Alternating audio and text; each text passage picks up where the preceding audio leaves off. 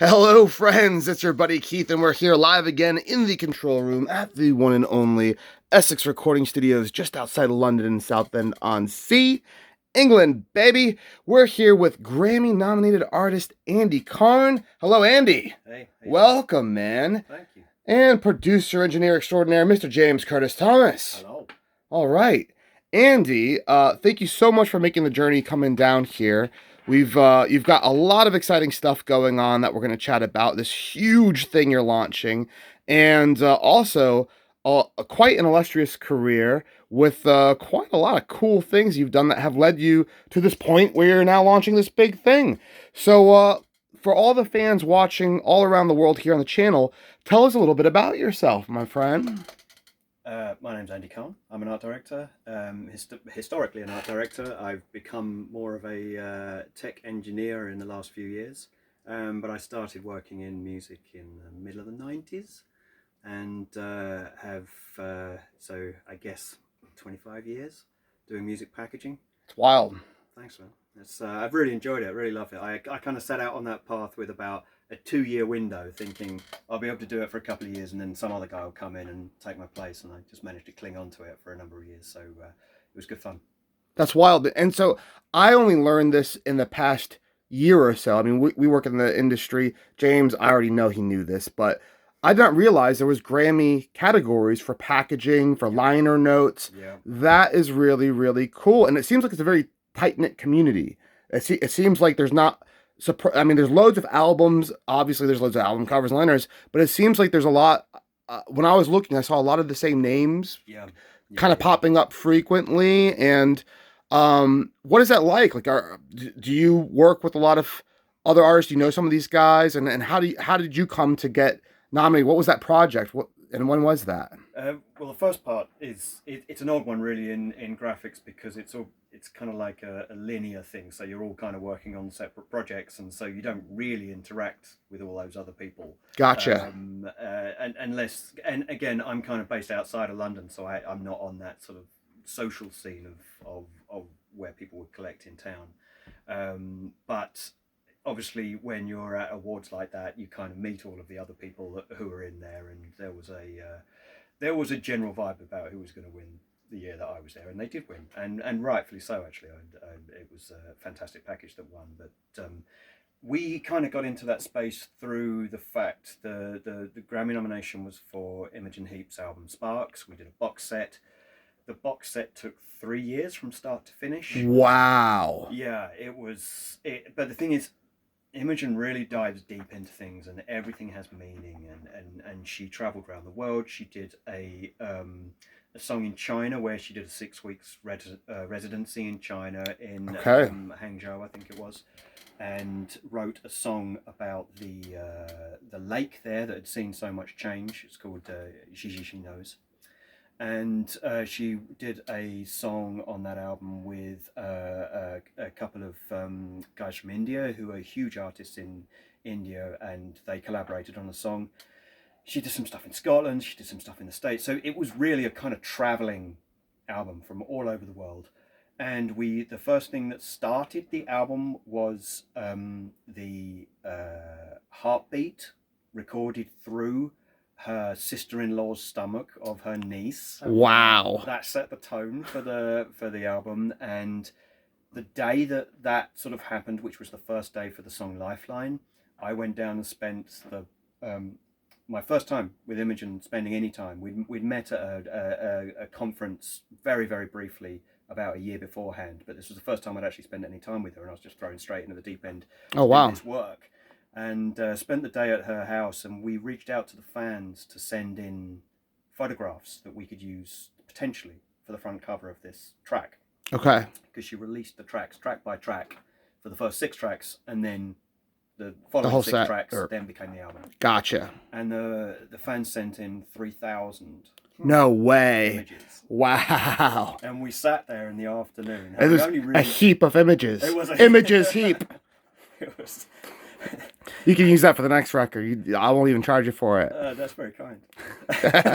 3,000 images. Yeah, so we basically that afternoon, having only met really that morning properly, yeah, then spent what was probably a couple of hours in her library, sitting independently looking at our laptops at these 3,000 images that have been sent in. Wow. To try and find images that we might like. And I looked up and suddenly thought, They were all rubbish. it's dark.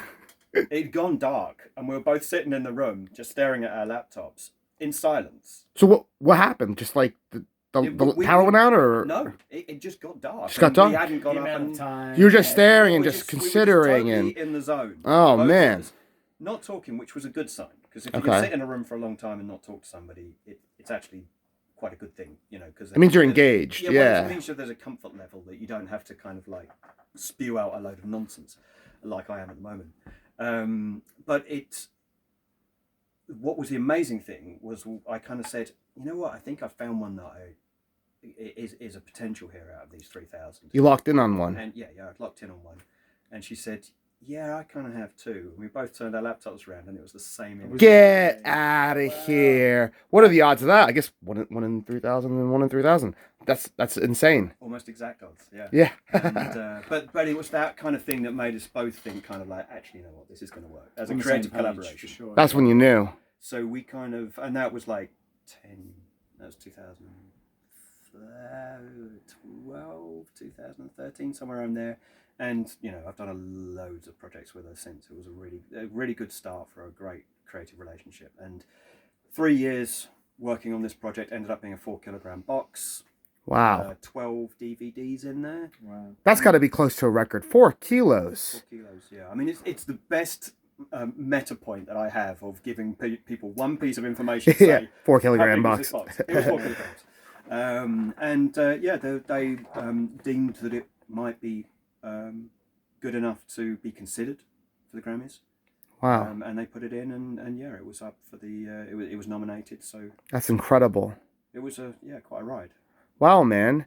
And you've done a lot of other cool stuff, and one of the projects you've done will definitely resonate with the fans of the channel. We've got a lot of rockers that watch this channel, and we got a little thing hiding in between you and James on the desk over here that James bought in Canada. He looked high and low. He did a huge journey to go to a record shop to buy this, and all these years later, here's the man sitting right next to you, James. Talk about this, dude. I was on my honeymoon. Well, should we tell the fans what this is that you're holding? Well, don't know. Well, it's Foo Fighters, Concrete and Gold, of course. Wow, and you did this. I did. Yeah. That is incredible. So, James, what was... you're a huge Foo Fighters fan, obviously. I am a fan. You're a drummer, and Dave's an awesome drummer.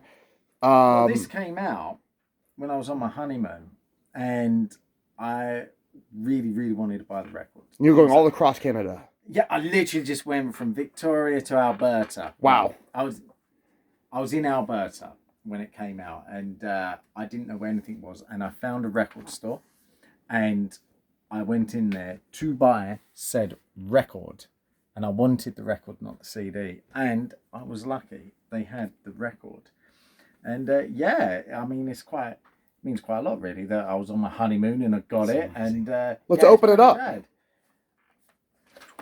Come on now, show it. Wow, and you did all of the interior as well. Yeah.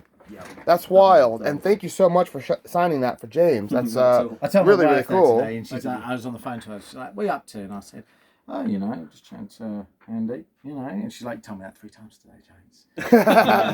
Well, so I mean, obviously, like, it looks great. The packaging's absolutely phenomenal. It's killer. I've actually never seen inside this this record before. This is just awesome. I think what's nuts is you're down the road, and like when people see stuff like this, it's always out of reach. In the sense, like, you know, when you're a fan of something, you think everything's out of reach, and then, you know, it turns out that the dude that designed this record cover, that, you know, had some experience with the Foo Fighters, which is out of reach, and then, you know, again, the dude is only down the road, and you're here, and here we are now. You've signed that, and it's really cool. It just brings it a little bit more close to home, you know. And see the back of it. The second one to ever be signed, but the first one to be signed with love. That's what you said, right? There's only 2 of these signed in the world. Signed by me. Signed by you. Yeah, which, Who else would sign it? Right, you're the one that designed it. Come on now. 6 others. So tell us about the story with this and the cover and what was, you know, how did this come to be? I mean, For starters, I'm a massive Foo Fighters fan. I think we all are. Who isn't? Yeah, I mean, yeah, it's a good marker in some way, I think. And it's, but also, you know, I love Queens of the Stone Age and Nine Inch Nails, and there's a ton of bands, and I hadn't actually realised they're all managed by the same team. Same management team. Okay. Same management team. Including Beck and Beastie Boys and a ton of others as well. And recently, well, relatively recently, in the last few years, taken St. Vincent on. Okay. Yeah. So I kind of got in touch with them about a number of things, and the nomination for the Grammy was amazing because that took me to LA. Got it. And that's where they were. Open that door. It opened that door, and there's a window of opportunity there, which is amazing. That when you're in the run up to the awards, doors are open. Yeah. Doors that you would normally struggle to get through. They're open because people want to hang out with the guys who are nominated. It's a fantastic opportunity. So I knocked on a lot of doors and chatted to a lot of people. Good for you, man. It was amazing to speak with those guys, and they're an amazing management team. Yeah. Fantastic people. They've got fantastic offices as well. Oh, wow. And so, yeah, I literally just missed the... Sonic Highways? Sonic Highways, yeah. And the box set that I had with Imogen, I presented that to them, and they loved what had gone into that, and they loved the digital product that I was working on as well. And so we just kind of kept in touch. And I was actually on the way back from a meeting with Imogen in London on the train, and the Foos were due to be playing Glastonbury. Okay. They're headlining at Glastonbury, and they played the Cheese and Grain. Yeah. And it's just like this tiny little pub in Frome, I think it is. Wow. And they did that as their announcement. I remember that. It's kind of, yeah. I saw it, and I'd been locked down in meetings all day, and I hadn't really been following the news. So I looked at my Facebook feed and saw that they had played Cheese and Grain in Frome. And I'm thinking, hey, how are you like out of the like 3 or 4 years? Yeah. And then you're playing this tiny little pub, and I hadn't seen the whole Glastonbury story. So I just sent a note to management and said, well, that's pretty random, playing this tiny little pub in Oxfordshire. And they said, that's amazing. We were just talking about you. Nice. Wow. We're gearing up to a new album. Would you be interested in working? And it was a hush hush. It was a totally secret. Nobody knew they'd recorded one. And I'm totally humbled to have been. Yeah, because they just dropped that, didn't they? They absolutely dropped it, and this was in April, end of April. Okay. This was dropped in September, and for that period of time, I couldn't tell anybody. Oh my God! And I was taking, your cheeks were bleeding. Yeah, exactly. Living here in Essex and taking regular flights to LA to sort things out, and not being able to. Did you have much conversation with the band? Or? Yeah, I management was the initial conversations to kick stuff off, and did some visuals and stuff, and then as things sort of became a little bit more cemented, that we'd be moving forward together, I then went over and had a meeting with the band in a rehearsal studio, heard some of the songs for the first time with the band actually just rehearsing them, which was just mind-blowing in itself, to be sitting there looking across at Taylor whacking away and doing stuff, and just hearing those for the first time, and then chatted with them, and Dave introduced himself to him as a consummate gentleman. He's absolutely everything that you want him to be. You kind of, I was really worried about the whole idea of the, never meet your heroes kind of. And he's like the nicest guy in rock. Absolutely, he's genuinely a really, really lovely guy. He had the only real thing that was sort of set on this was the fact that he wanted it to be real. Okay. I've been using Photoshop since Photoshop 1, since Photoshop was literally black and white. Wow. I do a lot of Photoshop work, but with this, and I kind of felt the same way. This is a solid rock album. Yeah. There was no real sort of major concept behind. Like Sonic Highways was a huge conceptual album, right, with the HBO series and the film, everything that went with it. And this was just returning back to rock album. Got it. Tracks, and we wanted to do something solid, statement, just bam. And so we ended up with the idea that we would, it's concrete and gold. We ended up creating a concrete slab. There's about this size. It's about 12 inches square, and adding the gold leaf logo on. So No you kidding. set the concrete.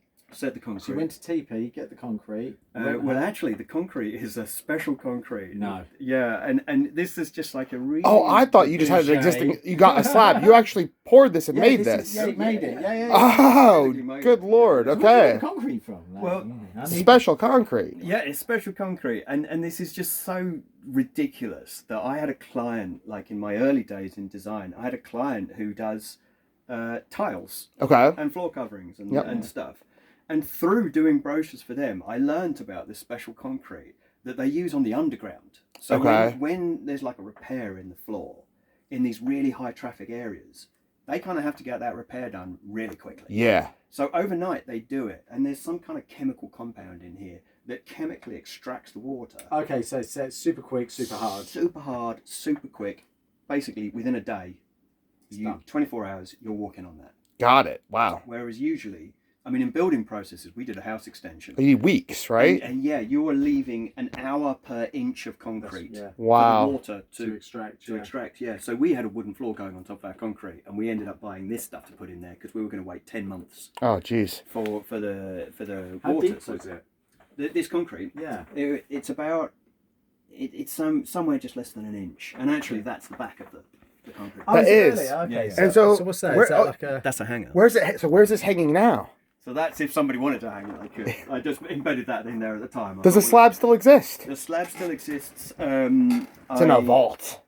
It kind of is, because I suggested to them, they did the O2 gig, I can't remember which year it was, Yep. and I chatted to them afterwards, and they were coming up to the Cal Jam event that Mm-hmm. Dave was kicking back off again. It was an old festival that used to be in the California Jam, I guess. Okay. And he was kicking it back off again, and they were having the first one, and as part of that they were having the sort of Rock and Roll Hall of Fame, but for the Foo Fighters. Okay. And I suggested, I said, do you want that to go in there as well? Nice. And he was like, yeah, great. And then I suddenly thought, yeah, but that means I've got to send a quite delicate 12-inch square of concrete. You need it in a box to- like this, exactly. free floating. Telecase, Yeah. a whole lot.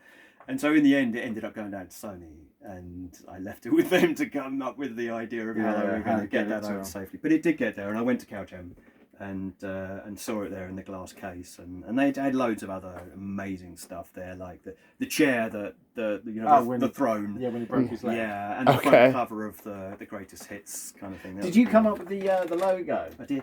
Yeah. Yeah. That's that great. was- So it's your two F's in a kind of like a diamond shape. Absolutely. Yep. And how hard was it to set that gold leaf on? And because it looks quite perfectly flat. Did you use like a razor blade to cut it, or? Yeah. I mean, I have scalpels lying around, so Interesting. That's a designer's habit. I actually stuck a scalpel through my finger once. I still got that. Oh yeah. Oh, ouch. As you do. As you do, As yeah. you That's a good one. So I have limited feeling all the way down the side of that finger because I went straight through the nerve. That's when you hold the tea with. Yep. Yeah. So yeah, but I know the nurses were like, when I did that, they were like, "Why is it always designers that come in with scalpel wounds?" Dude, I'm the same. Like, because when I'm cutting wires, I use Stanley blades. Oh, you cut yourself. You burn yourself. You. A funny, yeah. Like I a was, giant my voodoo assistant doll. Josh, and I was teaching him how to splice cables. I said that I use a Stanley blade. Maybe you should use the other thing. This is way quicker. But the rule is you always use a sharp knife because you cut yourself. Mate, it was hilarious. I had a client sitting here whilst I'm teaching him, and I cut my thumb, and the blood just went. Oh, And I'm Oh going, my god. he didn't even realise. oh, my Oh, God. Oh wow. Yeah. Oh yeah. But that's Messy. insane. That's absolutely insane. Did you make two or? There were there was a number of different ones from the point of view of kind of texture and knackeredness. Yeah. Okay. And I kind of It does kind of have an aged patina to it. You see kind of like some pores and stuff. yeah, that's in it. it. That's exactly what I was looking for, because there's a line in the song is about the sort of the gold coming up through the concrete, and concrete and gold, as it turns out, is one of my favourite Foo songs now. I just love the way it starts. It's the last track, and it just got this really low boom, Oh, kind yeah. of. It's kind of got a Floydy kind of vibe to it. Trying to think of the song. Anyway, there's a line in there that talks about the sort of gold breaking up through the concrete, and I wanted the gold to have that kind of just dug out the ground. Yeah. Kind of. Yeah, as if it's come through. Yeah, because gold can be really tacky. I mean, we can go full on sort of hip hop bling. Yeah, but gold's not, you know, I don't know. Oh. Always popular. Man. Very professional. That's all right. He's a man in demand. Absolutely. So yeah, it was the idea that we wanted to have it something that was real, a real object, and that I didn't want the gold to be too. I wanted to kind of feel earthy, not too shiny. Yeah, and you can see the pores of the concrete kind of go like right through it. You know? Yeah. Absolutely. Well, that's incredible. And I mean, you've done so much killer artwork, and now we've got to talk about your platform where this all kind of comes together and brings all of us producers and engineers and studios and artists and the whole music community together. Because what you've been working on is absolutely incredible. Tell us about Streemliner. Thank you. Yeah, I mean, Streemliner has been a baby of mine for a number of years now, and the idea is that music has kind of become detached from the visual experience of the music and the contributors and everybody who works on it, and I wanted to find a way that we could tie that all back together again in a way that makes sense in 2021 in a contemporary world with streaming and so on. So Streemliner has a framework inside it that allows you to take a photograph of any page in a booklet or create your own artwork, do whatever you want to put with the music, and then it can also extract information from the original artwork and tell you who did what.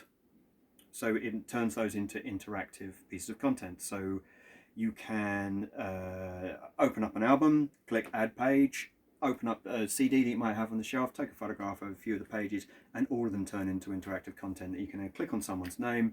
You might find James' name in there, click on his name, see a load of information about who he is and what else he's worked on, and then be able to click through and find that. And I've certainly found that whilst I've been testing this, I mean, I've been a music fan for years. It's just that's my world.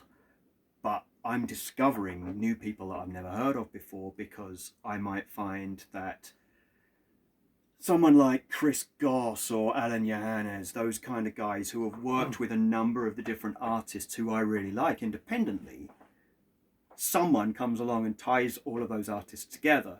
There's a link, yeah. There's a link. For sure. And then you follow that link, and then you suddenly discover all these other artists who they've worked with, and they're almost like a seal of approval. They're like a level of quality control that you can say, okay, so I like all of these different artists that person's worked with. There's a good chance I'm going to like some of these other artists.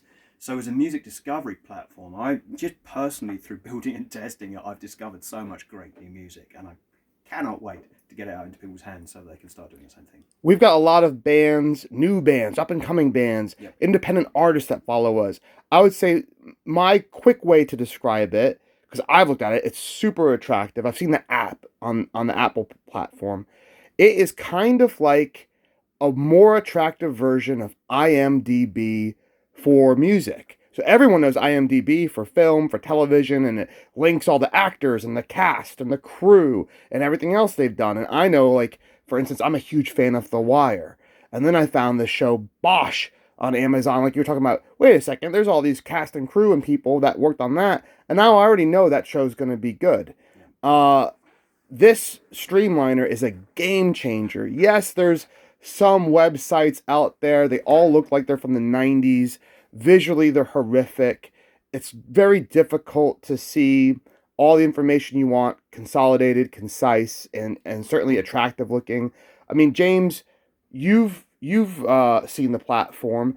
How do you see yourself engaging with it? Well, I think there's a few different ways. I mean, there's the as a producer, one for like a CV, you know, obviously to upload bands I've worked with, yada yada yada, but which is great. And then, you know, you can get the recognition, and then all the old people that have worked on it, you can put down, put in all the data, which I think is great. But for finding things, like you just said, like if you're, you know, if you're a Chili Pepper fan, like I am massively, you know, you click the Chili Peppers, then you see the, you know, the guy who produced it, and then you click The here to studio it was the in. studio that was exactly. And then I think it's quite inspirational, and it's in and the documentation of history, and also if you're into, like I am, into producers, and you know, like Brendan O'Brien and people like that, you know, and then you look at you can now just go and follow their full history of all the bands they've ever worked with. And then you could actually, if you study music like I do with producers, you can then go to day one and start working backwards, and then just see their progression and see how they've split, how they went that way, how they went, what didn't work, and what have you. So I think as a tool for learning as well, I think it's absolutely phenomenal. And for like with Spotify, loads of people, regular people who, of course, musicians and bands have verified profiles and pages, but regular people do too, and they've got playlists that they use at parties, you know. And this is my Saturday night party playlist, or this is my ride to work, getting in the mood to go do that 9 to 5 playlist. And what's brilliant is that this is like just as functional. You can play music from this platform, but it's also visual. So if you wanted to have like the album art scrolling on your TV at that dinner party, that's brilliant. I mean, Yeah, so I think that's so much better than. And it's like high resolution. That's why I love it. It looks brilliant. And actually, just a thought, like talking about if you're into an artist. So I like Josh Homme, yeah? And you think of all the records that dude's played on. So now you search Josh Homme, you haven't just got Queens of the Stone Age, then then you've got like the Iggy Pop stuff, and then you've got the Deserts, which a lot of people have never really heard of. Like Absolutely, I mean, they now sell the CD, but I bought the CD before you could go and buy it, and now because the shelf that you've got. So there's a thing called what's it called? The shelf. It is a shelf, yeah. And that's kind of like a playlist or a list, right? It's so cool. So you like Josh Homme, you click that, and then you just you follow this spider web into where he's been and what he's doing, and then you whack that on your shelf, and then you can just listen to all of. Because the other thing is when you're listening to, say, all the records that Josh Homme's played on, you're listening to the things that he's into, the things that inspire him. And then you follow that back, and then you find what his inspirations are to making music. Because he can have a shelf, and he can have, this is what I listened to, and this is what inspired me. So you get way more, because if you go on IMDb and you see an actor's profile, you're not going to see necessarily the student films they were on, or the films that they watched, which helped them prepare for a role and have all that, For as long as there was data and somebody, I assume, writing Josh Homme's name on a record, for argument's sake, you can find that. Yeah, I mean, it's basically there's third-party data that can come in, and then there's data that comes out of the artwork that people can photograph and scan. So part of the concept here is that not all of the data from records dating back to when records were launched is necessarily printed, or is printed on the record. And when it's actually, if it is printed on the record, it's not necessarily in a digital database somewhere, because it's actually just a printed word on a page. Right. So part of the kind of mechanic, if you like, is the idea that we can actually we can help with the process of extracting that data from the printed page. It's not painful data entry. You take a picture, and there's all this intelligent recognition, almost like facial recognition. It sees the words. Were released in the 60s, the 50s, before they started, as we were talking earlier, how before they even started crediting people in it. Are you able to, I didn't ask this earlier, are you able to add, like, say you put, like the Wrecking Crew, or have you ever seen Behind the Scenes of Motown, or In the Shadows of Motown? I know. So all the cats that played on those Motown records are Muscle Shoals and all that sort of stuff. They didn't get, a lot of them didn't credited to.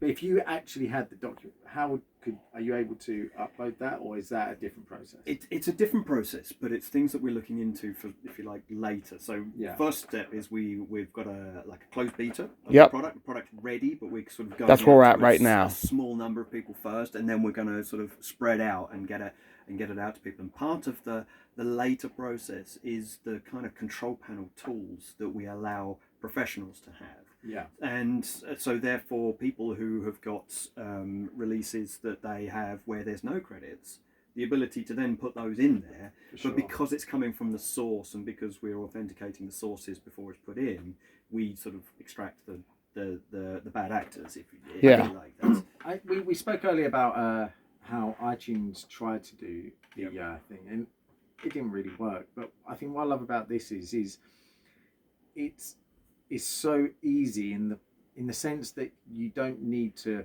want to see it, but it's there, so you go, oh, okay. Yeah. And then it's very like when we was looking at this one, for argument's sake, you know, you go onto the album, and then bang, whilst you're listening to it, you're scrolling through it. It's so interactive. It works so well on your tablet, and the pictures were lovely. Nice. Yeah, do you see what I mean? So it's very, because what they say, like 3 clicks and someone's bored.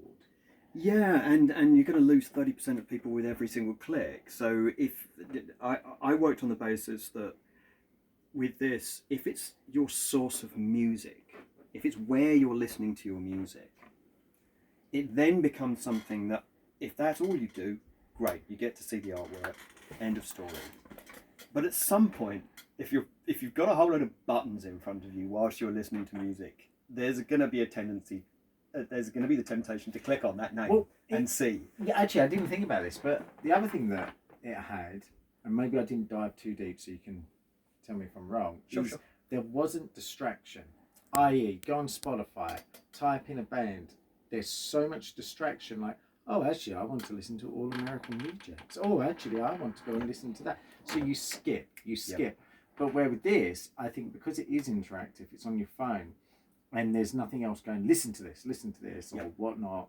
You know, you listen to the record and you enjoy it. It's an experience. And to visualize what you're talking about with our listener, with the people that are watching, listening to this, for instance, I have Netflix and I've got Amazon Prime. One of the things I noticed on Amazon Prime, the platform where you're watching and listening to the content, if you pause it, it tells you who's in the scene. Oh, I love that. Which I love that. So can we pass a law that makes that mandatory? That is brilliant. And so to people watching this video now, that's kind of what we're talking about here, where this is a platform where you can see all the ins and outs of who's in the scene, who helped create the scene, who the set designer was for the scene, who, literally did the graphic, for the scene. Who the band management is, who their A&R is, because a lot of people that might watch this, and I was saying this earlier, I mean, for Christ's sake, you go and get a Guns N' Roses record or whatnot, and you look at the back thing, they've even got what their lawyer was. Yeah. There was all this information, how you could, if you're an up-and-coming artist and you want to get in touch with people, well, one of the first things in how to make it in the music industry is find out who the lawyer is. And do you see what I mean? But now you can find out all this information. Yes. And I think it's bloody brilliant. I actually love it. Thank you. I really appreciate that. And I'm going to ask you a question now. I'm going to do the straight off the bat and see if you know. Okay.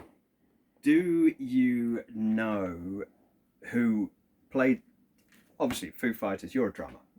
Foo Fighters got 2 of the best drummers in the world. Yeah. In the one band. Who played drums on Sunday Rain? I don't know. Have a look. Let's have a look. You might be surprised. Am I able to do this by looking? Well, exactly. Sunday Rain, just down here. Sunday Rain. So guitar, Dave Grohl. Guitar, sing. Drum. Andy, did you play drums? Way. Paul McCartney. No way. Paul McCartney. And someone could just Wasn't go he like the this. drummer from the Beatles? Oh wow! So you can snap a picture of this. That's the excitement you get, isn't it? You snap a picture of this with your phone. Your software literally recognizes all of this text, and it could see, okay, drum credit. There you go. It extracts that and goes, okay, so Paul McCartney played drums. Wow. Do you know what's so interesting? Now, like, when I read this, like being an engineer producer, and when I read it, I instantly go, what studio was it recorded in? And who was the engineer? So I know it's Daryl Thorpe. If you're a drummer and you're like enthusiast and you go, I mean, what a cookie that is. Like people go on YouTube and, oh, Mickey Mouse was in bloody Frozen. Oh, look, if you watched it, that's a cookie. That's freaking brilliant. That's cool. And to me, this is why it's important that we have this content in front of people, so you can kind of these are all they're all launch points for me. They're all launch points when one person works with another. Yeah. You're a fan of this person. They work with this person, and crikey, James, the Desert Sessions is a fantastic example. Oh my god! Of somebody, how many artists? Are exactly. On that, You know, how many people have discovered PJ Harvey? Exactly. And that's awesome. That is. Exactly. Yeah. So, but unless you're able to just sort of make that leap, unless those buttons are right in front of you to be able to tap that and then go through and see the other information, and then immediately be able to listen to the other stuff that they've done. I'm trying to see if there's anybody else. How many other Beatles are on this record? He's bloody everywhere now, isn't he? Yeah. There's another. I can't remember which was. There's a pop singer on there as well. I can't remember which. That's great. Well, Andy, thank you so much for coming to the studio, for sharing some of your history, some of your background. Obviously, this new platform. How can people stay in touch with you, and also the eventual full launch of Streemliner? So where can people find you, man? I would love people to be in touch. We've got Streemliner is a double E, so it's Stream with two E's, not EA. Got it. Streemliner.com. There's sign up on the front there where you can just sign up and register your interest. We're going to be using it 100%. We're going to make all of our artists use it coming through. Oh wait, we forgot something. The other thing that's so great about the interactive thing is where you've got the stories on there where people can talk about. Oh yeah, I mean, yeah, it's something that's sort of come quite late to the game in the app, and I actually feel it's a real sort of game changer in some ways in music listening. Is that the idea that pro users, so we have people who are people who can sign up as a professional user, which means you've got a credit somewhere in an album. Verified. So you might be an artist yourself, or you might be a producer or an engineer. And when you're credited in some way, you then have the ability to then actually hit a record button and record a 30-second anecdote, information, whatever you want to, 30 seconds about your involvement with that particular release. Which is like director commentary on a film. If you popped in a DVD and you watch the movie with the director commentary, you have a 30-second commentary for your role on that project. And if you were the mix engineer and the producer, you've got lots of 30 seconds. So you can talk about each of those roles. There's so much that happens in the making of a record that people don't, because people think bands come into the studio and we do it, but there's life that's going on. Like when I did Eupholysion's last project, I literally had a phone call going, James, where the fuck are you? Yeah, blah, blah, blah. My wife went into labour. No way. So I literally left. I had to leave there. But what I'm saying is there's all these little real fun things that bring to life a record. That's why I think it's so good. It's so good. I'm really excited about it. And so currently it's on Apple closed beta. But there's a website as well. People can get pre-registered for that. You can see actually there's an intro video on there, so you can see some kind of, you get a kind of vibe of what the whole interface is like, and then it will come up with a sign up to find out more. And as we expand out, as we get the closed beta into beta, I would love more and more people. If you're a music fan and you like Essex Studios, then you're going to be the guys who we need on the app. So awesome. And if people want to hire you to pour concrete or design their new album, how do they get in touch with you? Probably through Instagram, I reckon. Through Instagram. So what's your handle there? It's at... there's several on there. There's at Streemliner for the Streemliner stuff. Double E. I'm Andy Carne on there. Carne. That's correct. And there's the Long Drop as well, which is my design studio name. The Long Drop. And does that have a website? It has a holding page. A holding page, got it. Mainly because I was doing a load of design work, and actually I really wanted to focus on Streemliner and make sure that was done. So I kind of, it was just one of those really mad things that I'd ended up doing this as one of my favorite bands, huge pinnacle career kind of stuff. Absolutely. And I stopped. Got it. And made sure I focused on this. So I did notice some of your credits was credited as The Long Drop and as Andy Carne. So for Yeah. album covers, is that one or the other, or is you just It's- both? Doesn't really matter. And sometimes it's how it's interpreted. So it used to be that it was Andy at the Long Drop. I used to work on the basis that I actually used my email address as my credit. Gotcha. Because Well, then- smart. That's how people can, Well, can find you. people Yeah. Get straight in. Yeah, this was pre sort of Instagram and so on. So then sometimes it gets interpreted then that the Long Drop is listed as a studio and Andy Carne. Sure. But I also worked on the basis that I was also a photographer throughout that period and did Okay. photographic work. And so I worked under my own name as a photographer. Got it. And then worked under the Long Drop as a studio. Okay. So Andy Carne, The Long Drop, Streemliner, all three, There's probably all a few good. No, that's great. And if you can't find anything, you just get in touch with me or James, and we'll hook you up. No problem. We'll get you over to him. Yeah, I'd really love to hear anybody who's got any sort of thoughts on what they hear so far about the platform, whether it's something that they'd be interested in. I'd love to hear. All right. Well, on that note, James, you can follow it at Mixed by JCT on the old Gram of Insta. The studio is, of course, at Essex Recording Studios, and our website's essexrecordingstudios.com. Andy, thank you so much for making the journey, hanging out with us today.